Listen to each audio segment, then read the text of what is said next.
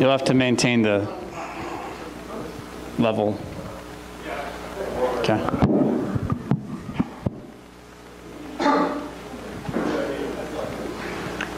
Do you have a Bible Answer app?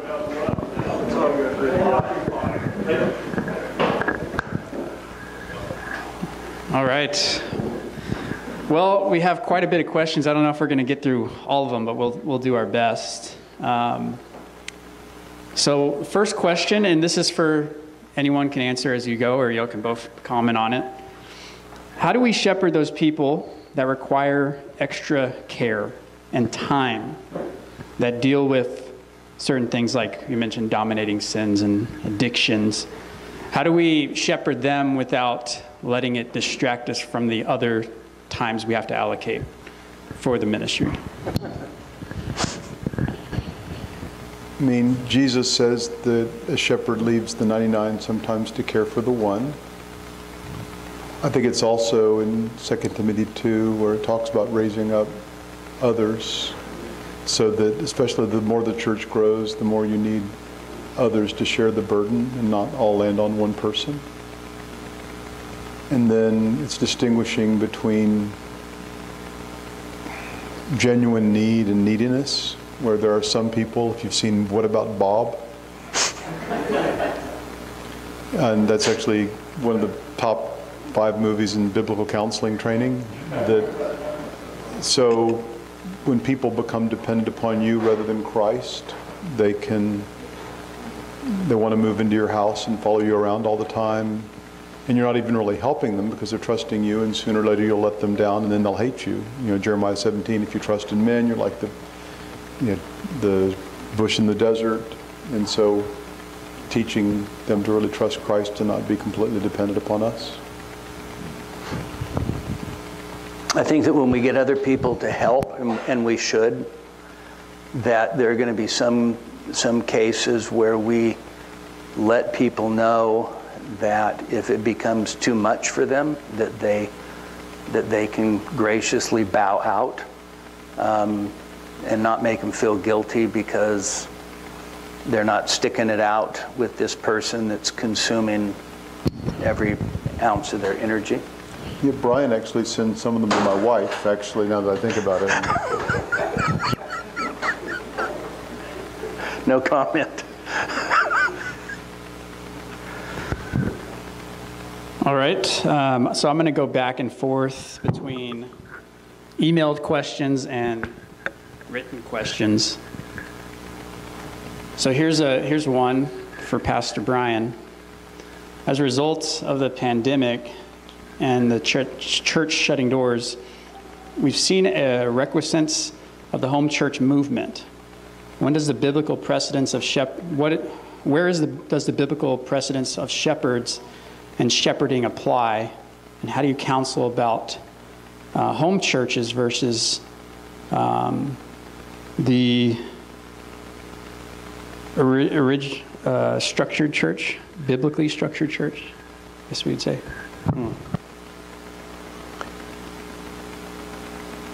I think that probably the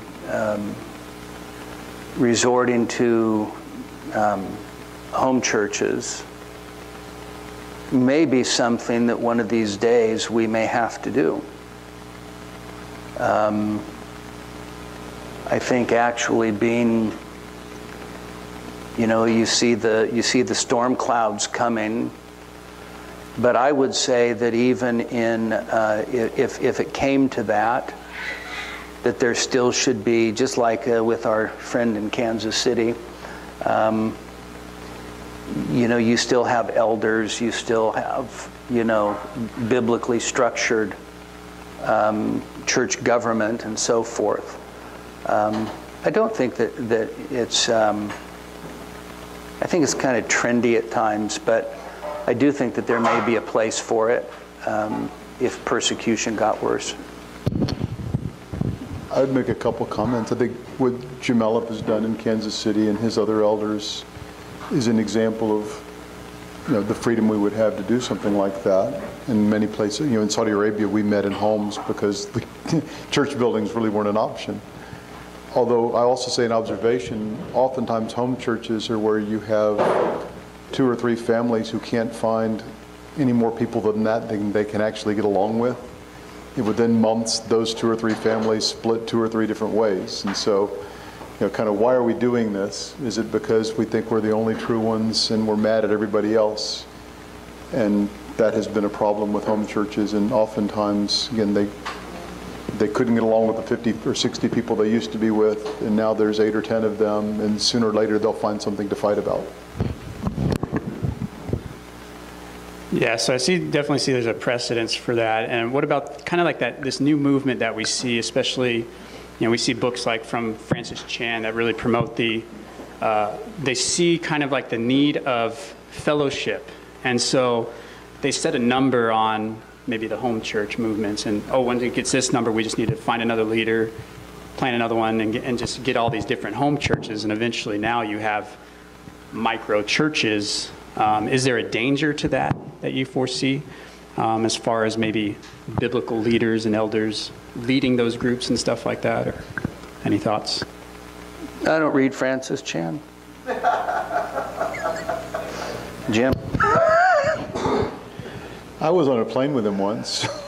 I think that I'll make a couple statements. One is I think many churches have chosen to go away from like a midweek meeting and have home groups. I think it's a lot to expect people to go Sunday morning, Sunday night, midweek, and a home group. But I think that model for home groups, when you have a more centralized church, has worked well for building relationship and community. And I'll make another statement that I think some of that comes out of is I think people, especially like our people in our circles, will typically choose a church based upon doctrine and preaching, but they will stay based on whether they experience connection in community, and that's probably the most common reason people leave. And so home group, rather than making micro churches, but having, I think home groups, especially if they're led by godly elders, deacons, could be a good way to build the community at a smaller level when the church is larger. All right, how do we watch and shepherd and guard our sheep in the digital sphere, such as Facebook, Twitter, posts? Is this part of the have one blind eye that you mentioned? Yes and no. I mean, actually, Spurgeon in his chapter said there are many things you turn a blind eye to. So there are ridiculous things that people in my sphere will sometimes say on social media that I just ignore. And yet our church has dealt with something recently where people were saying things that were so harsh and outrageous, we felt like we had to deal with it because it was causing harm to the unity of the body. I think that giving warnings, I think this is where, like Brian did a great job talking about application and preaching, and so you probably won't find in the Puritans warnings about misuse of social media, where in our context that is a major way in which sinful speech takes place. And it's much more, I mean, if you're writing a letter by hand to somebody far away, you probably will be a lot more careful than if you're sitting at your keyboard at 2 a.m. angry and typing out something for all the world to see. So I think it's a great place we need to make application in our preaching. And then sometimes things have to be dealt with. Mm-hmm. Mm-hmm. That's good. We talked about keep watch over yourselves for elders. Is there, what sense or what would you recommend as far as elders being accountable to one another and watching over, like, is there practical ways by which questions, things like that, that you guys would recommend for elders to watch over one another as well? I mean, I think it starts actually by being friends and loving each other. I mean, you could have a list of questions that you ask every elders meeting, and if you really don't have each other's best interest at heart, then the questions end up being, irrelevant in some sense. I knew a church where they had the questionnaire every elders meeting, and there was an elder that just lied for 2 years in a row every time a certain question came up, and there was nobody that was close enough to even begin to realize that something was wrong. And so I think having actually good relationships among the elders is really central to whatever other measures of accountability we have. Accountability has to be authentic, and it can only be authentic when we actually love each other and are looking out for each other and our friends. Yeah, that's a really great answer, where you have to feel safe being able to disclose your struggles. And if there's not trust, the structure won't address that. I will say, even personally, that there have been times in my life where I sensed I might be slipping somehow, and I felt compelled to talk to either my elders, fellow elders collectively, or one individually, just saying, I just found my heart in a certain place that I think I need some accountability over this. And part of that is to be able to trust people to say those things when you think, somebody could obviously use that against you. But I think we ought to be terrified if we see ourselves drifting, and that's where having fellow elders who will only know if we disclose. I mean, usually when there's been a big problem, it's only when everything blows up and you realize that this problem started a long time ago. All right. When shepherds learn of accusations of abuse, whether sexual or physical, how should pastors handle it as far as their investigation of the truth and involvement of local authorities? I would say that, first of all, don't take an investigation on yourself. That can end up really coming back to bite you.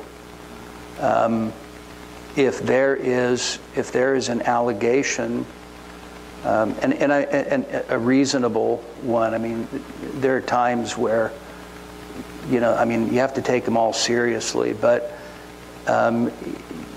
you should actually, you learn over the years, So we had a situation a long time ago, 20 plus years ago, and we had a district court judge in our church, and so I went straight to him, and I followed his lead. Well, today, 20 years later, I would not do it the way that we did it then. And so I think that, you don't talk, if it involves children, you don't talk to the children.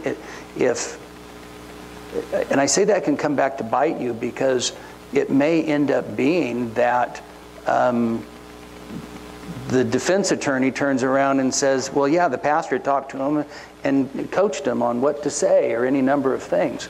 And so I think that when we have allegations like that, we turn it over to the authorities. And so what Brian's talking about is credible allegations of child sexual abuse or physical abuse. And if you look at the actual examples, when it comes to your attention, it's this 4-year-old says that this boy pulled down her pants and touched her or something. I mean, it's usually not very vague. It's usually, wow, that if it happened, it's a crime. And when it's a crime, it's not our job to investigate crimes, and we can mess up the trail. When it comes to, so anyway, it's usually not so vague. It's usually something is alleged to have happened, and it becomes a matter for the government authorities to investigate. When it comes to an adult, I already talked about that yesterday, where generally speaking, it's the responsibility of the adult to make the allegation to the authorities. And the authorities, one reason being the chance of success of bringing action against the abuser are minimal when the person who's the victim isn't willing to testify against the person. But another factor is there are many crimes that are sinfully abusive that are not criminal. And you will see telltale signs. Actually, one of the books over there is called Is It Abuse by Darby Strickland, who's with CCEF. No book is perfect, but I think one thing she does is she goes to different categories of mistreatment and kind of checklists of this may be very serious. And so I think the most common thing you'll have in the church is you're going to have, normally it's a woman, it could be a man, and they're being mistreated, they're being controlled, and you're going to see a bit of smoke, you're not going to see flames.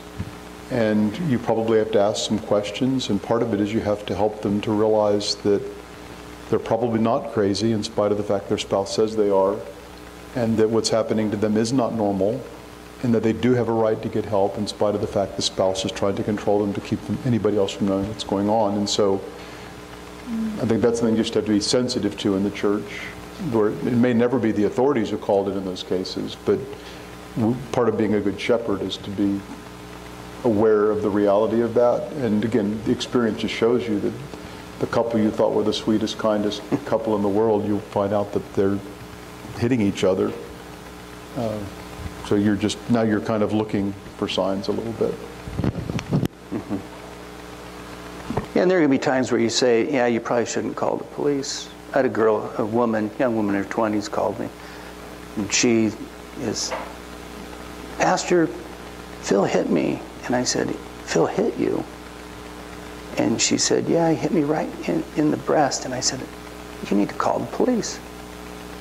I said, did you do anything? She goes, well, yeah, right before I kicked him in the in the privates. I said, well, then I don't think you should probably call the police.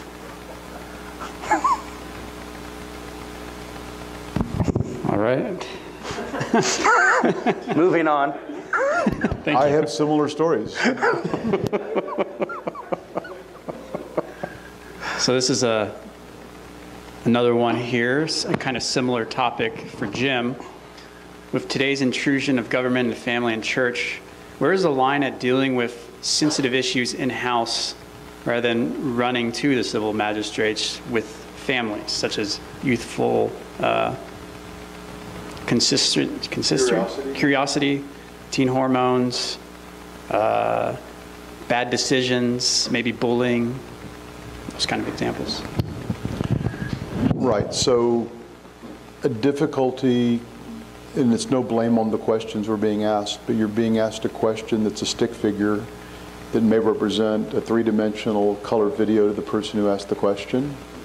So yes, there may be a situation where there are two 6-year-old boys or a 6-year-old boy and a 6-year-old girl, and they had their clothes off or something, and it doesn't necessarily, I don't know, say you never would report that, but similar age, and part of this is you can look at the laws, but you're looking for issues of someone who has power and control over the other person is what the government is looking for, someone who is older, who has authority over someone who's younger.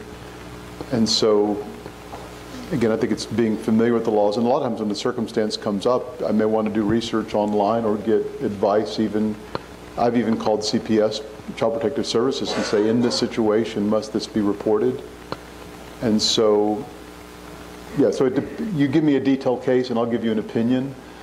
It would be easier to form an opinion. So yes, there could be cases where something happens. I mean, the example I think of would be, there are people who think spanking should not be done. Most of us as parents who spank have been angry when we've spanked on occasion or have left a mark when we've spanked on occasion. And so I'm not sure every single time that ever happens, the authorities need to be called. And yet there can be a level of injury and rage where you do need to call the authorities. And there's not a precise line. I mean, some people would say if there's any mark whatsoever, I'm not going to ask for a show of hands, but how many of us might be in jail right now if that was the standard? So these are very tough situations, but I think in light of many factors, given that everything in your flesh does not want to report, I think you have to presume you probably need to report something. When in doubt, probably that's the direction you need to go, but then it would be the details that would help you figure that out. Yeah, so we came up with an abuse policy. And one of the things, and Jason was very instrumental in this, but we have a lady in our church who is a very godly woman. She's a social worker. At that time, we had a judge in our church. And so because the issue is it a crime? I mean, that's the first question that you ask, is it a crime? And actually having somebody that has, talked with the authorities, so that you have a policy so that the criminal statutes are clear, is actually really helpful. And those vary from state to state. Right. And I've looked at it before where you have consensual sexual activity, and there's age gaps. Ages and age gaps can make a big difference as to whether the government is interested in that or not. All right, I think we can answer this one, but it says, Brian, you mentioned in your first message that under shepherds are also sheep that need to be tended, cared for, and fed. How does that happen, and what role does the local church play in that? Well, I mean, I think it happens in a number of ways, but one is that you have really good mutual relationships with your fellow elders who can actually help pastor you and your family. That's why, I mean, plural eldership is just vital. But I think that the way that we, the atmosphere of our church, if we let people know that we're a body, we need each other, then we open ourselves up to people in the body feeling free to minister to us in any variety of ways, without them feeling like, oh, well, he's the pastor, how can I? So, I mean, a great example to me, so we used to do these young married gatherings, and they were always on Saturdays, and I don't like doing stuff on Saturdays, right? Does anybody feel the same way? And anyway, so I'm sitting on the couch, and I'm drinking a Diet Pepsi, and I'm watching Bonanza, and I love Bonanza. And it's, it's a form of therapy. And Ariel says, hey, we need to get going to the thing. And I'm like, I don't want to go. I'm watching Bonanza. And she says, no, we got to get going. And so I have this wonderful, energetic Dominican wife who's always happy. And so she's looking forward to it. I want to stay home and watch Bonanza. And so we get there, and I'm kind of grumpy. Right? I don't want to be there. I'm kind of grumpy. So people are like, how are you doing? And I'm thinking, I wish I was home watching Bonanza, but here I am.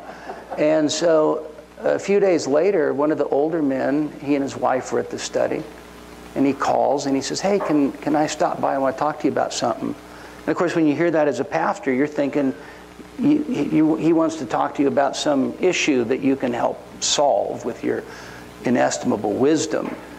And he sits down with me and he says, this is really hard for me, but I love you.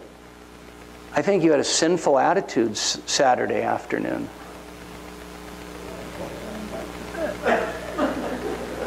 And I said, well, I wanted to watch Bonanza. No.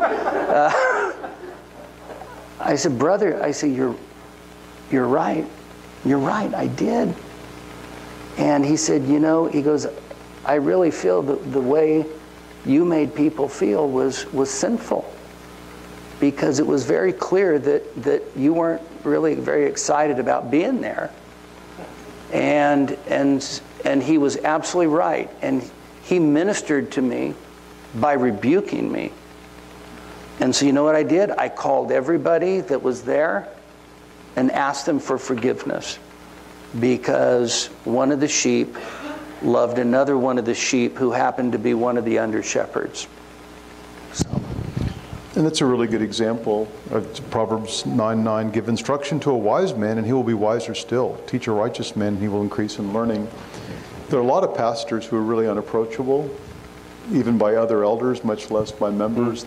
So that's a real good testimony. I think of Hebrews 13:17 too. It says we're all to submit to our leaders. I have leaders. That's plurality as well. I have men to whom I have to submit. And I had times when they all thought one thing and I thought another thing, and I couldn't say, well, I preach, so I get 4 votes and you lose. And I think so. Letting yourself be shepherded, letting yourself be. I love how you're saying too that other members of the body can care for you. One thing that I tried to do when I was the preaching pastor was to try to find at least one time on the Lord's Day when I wasn't the one teaching. So not teach Sunday school, or we had an evening service where I really preached, and so that I'm receiving the public ministry of the Word rather than constantly being at work giving out during that time. And Yeah. I appreciated that part of how we were able to work things. Yeah. And we got a DVR thing, so I just record Bonanza. I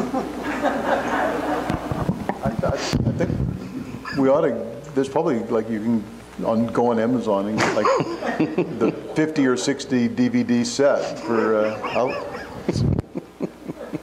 Jim, I think we got the idea of what you think about Bonanza, but we also saw a reaction about the Diet Pepsi. Do you have a preference, a better preference? my Whataburger cup's over there with my Diet Dr. Pepper in it. But no, Diet Pepsi is a drink of desperation as far as I'm concerned. If you're in the middle of the desert and you haven't had anything to drink in 2 days and there's a Diet Pepsi on ice, you might have to drink it. Yeah.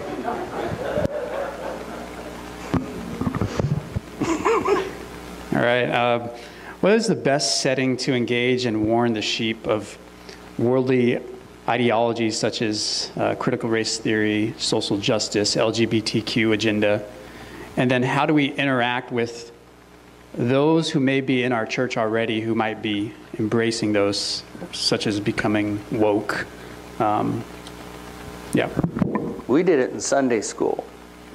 We did a Sunday school series, and we would, and then we had 2 or 3 question and answer sessions spread out. And I think if you have, Jim can address this because this is more of a reality for him, but I think if you have people that are sympathetic or embracing those ideologies, it really is incumbent on us to deal with that, because I honestly do think that these are not passing fads. These are worldviews that end up being contrary to the gospel.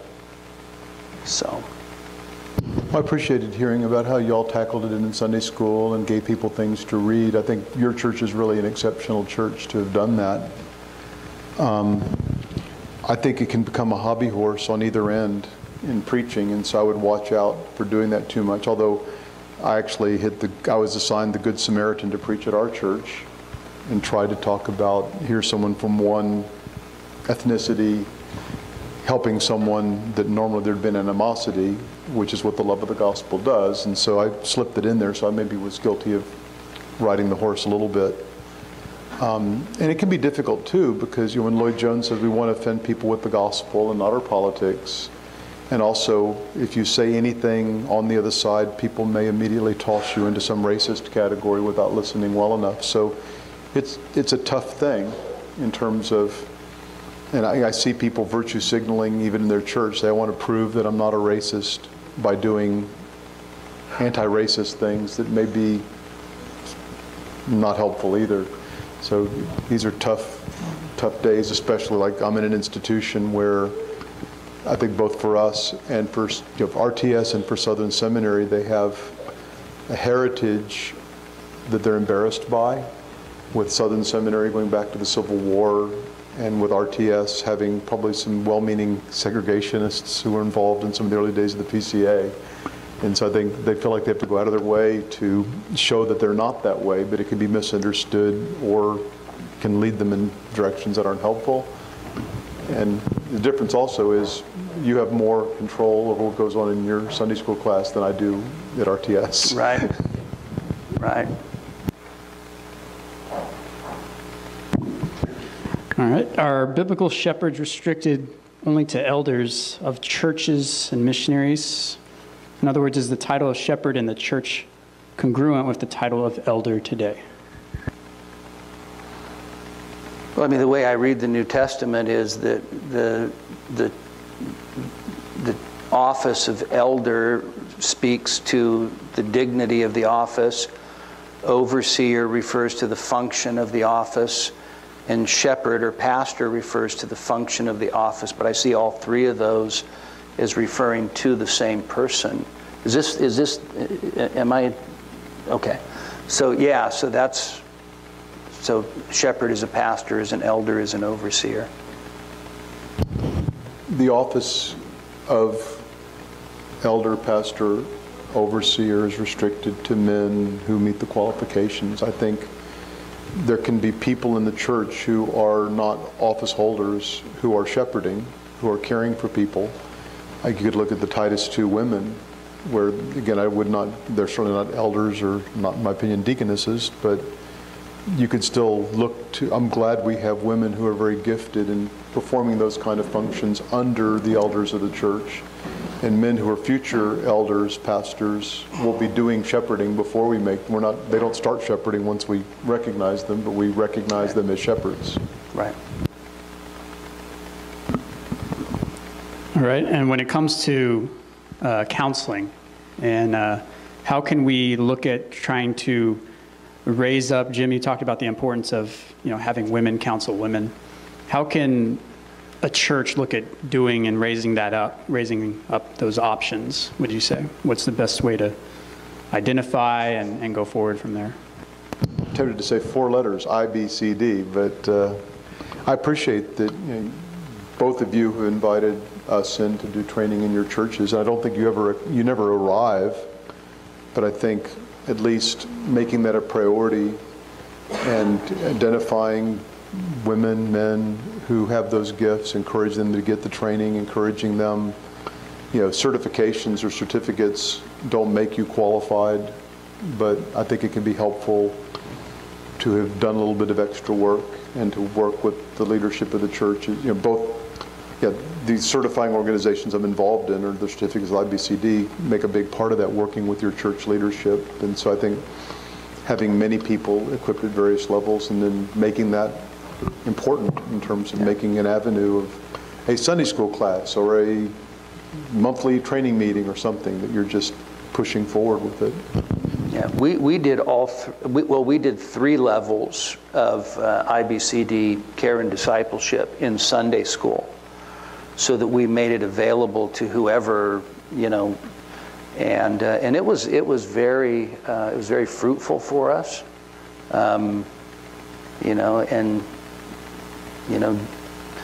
hopefully Jim updates some of those videos that are a little dated.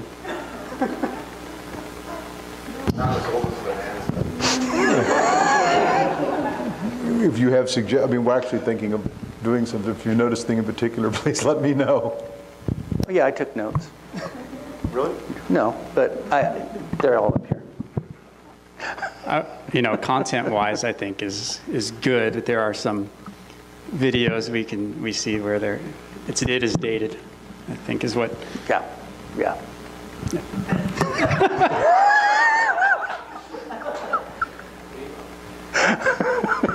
No. We're seriously planning to reshoot some and fix some, so I'd sure like to know since I don't watch them, and I couldn't stand them. All right, moving on. I believe this is a Jim answer then Brian answer question. What are the clear benefits of a weekly communion over against a monthly? Who submitted that question? He goes by the Bishop of Kirkland, and it's a fake question, so no need to answer. It's biblical, but I think Acts 2:42, they were devoted to the apostles' teaching, to fellowship, to breaking of bread, and to prayer. And so the argument we make for weekly communion would be, we don't do preaching once a month to make it more special. We don't sing once a month in order to make it more special. It's a means of grace that the Lord has given to the church, which enriches us spiritually. And so we ought to do it as often as we gather and worship as a church. And that would be, to me, a consistent application of what's called the regulative principle, where worship is regulated by the Word of God. So what possible excuse could we give for not having communion in a given week? And now we'll have a debate. I will say, just the church I came to in Charlotte, they were doing like monthly communion. And I did not refuse to join the church because they had that deficiency. And I did share with my fellow elders when I was made an elder that I thought that would be better. And It's only been like the last year and a half we came to the correct position altogether.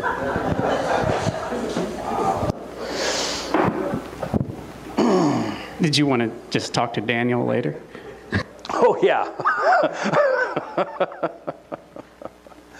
Yeah, so, Jim gets these interns, and they go out and they spread weekly communion throughout the land. Quite a success. Almost make you post-millennial. Next question.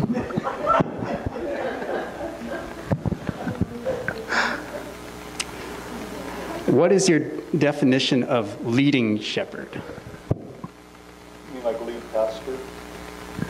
Sure. The leading shepherd is, what is that? What is it defined as? I don't understand the question. Well, it was funny I fully agreed with, so we can talk about something we agree about again. In 1 Peter, when Christ is called the chief shepherd, and I agree with you that the title senior pastor has always been irksome to me. Although it's funny now how now they're using the word lead pastor, which is just lead means senior pastor, but we don't like to use that term anymore because we're busted on that one, so we'll just use another term that means the same thing. There is a reality that among the leaders, among the elders, not everyone is equally mature or gifted, including visionary gifts and otherwise. So there often will be someone, not by giving them a different title, but simply, and it doesn't always mean it's the preacher, but there may be someone who exercises leadership, but leadership is, I think, like in Ben's book that was quoted, is something of influence is gained not by demanding your right to be listened to, but just this is a person who has wisdom that others recognize and maturity that they appreciate, and he's persuading them, not just using force of title and personality. I think there's I think it's inescapable that you end up having a first among equals thing that works out. But I think also if you have a healthy plurality, you see that certain elders have certain strengths, certain gifts, so that you lean on them in those certain circumstances. So I don't know if that gets to what was being asked, but Kind of like the emphasis of maybe teaching pastors, maybe a better way to put it. He's our ordinary, the one who regularly teaches for us. Yeah. This is for both of you guys. What is your biggest joy in your ministry?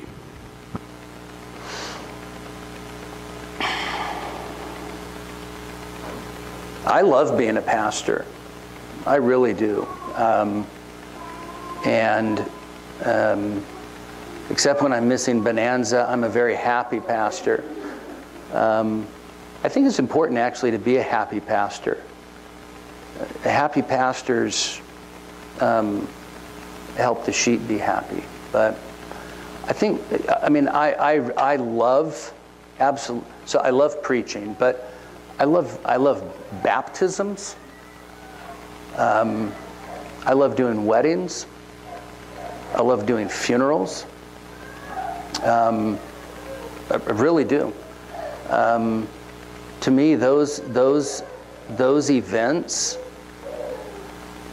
in a sense, bring about right to the surface the wonderful sense of being the family of God. And so, there's a lot of stuff that I don't really like, but I think counseling is kind of hit and miss, right? Because sometimes you talk to somebody and they're repentant and they want to grow, and that's just joyful. And then there are other times where you really wonder if spending all this time is doing any good. So something I mentioned yesterday when I talked about last night, what to do to encourage yourself is to think about the way the Lord has used you. And I quoted John, 1 John, I think 1 John 1:4, that I have no greater joy than to see that my children walk in the truth. And so when Paul calls people his joy and crown, the Lord put us in Escondido for 29 years. And during that time, because we had a seminary there and we had guys like you there. And so looking over decades and seeing people, we as a church, and I personally would participate in their discipleship, and then seeing them like you are flourishing in ministry. And the church had a place in that. Ben Merkel, in the book you mentioned, it was his first 40 Questions book, and he dedicated it to the elders of Grace Bible Church, who that's kind of where he learned how the church should function in terms of plurality and deacons and elders and all that. Not that we were perfect. So that would be, and it's interesting now that I'm at RTS, where that's my job, is basically mentoring people who we get for 2 to 4 years, and then they go off and call me when they got problems. The thing I miss most, which would have been a joy I've lost, is I really loved consecutive expository preaching. I remember several years ago it occurred to me, at the rate I'm going, I will never have preached to the entire Bible verse by verse. It kind of surprised me okay, I'm in my 50s now and it's not going fast enough. And I could have sped it up, but I'm plowing along. But just every week, a new passage I've never studied in depth before, and spending all that time digging in, and then getting to share it with the people of God the following, that Sunday. And now I get to speak and preach, but my job doesn't allow me. I'm not consecutive expository preaching through new material, at least the way I was doing it in terms of study. There's just no time. I actually miss the study more than I miss the preaching. Just to be able to spend a big chunk of my life studying the scriptures to prepare that message. So that was the main thing I felt like I sacrificed to focus on the first thing. All right, and this will be the last question here. What is the best book you've written, or if you were to recommend one book that you've written to someone, what's that one book?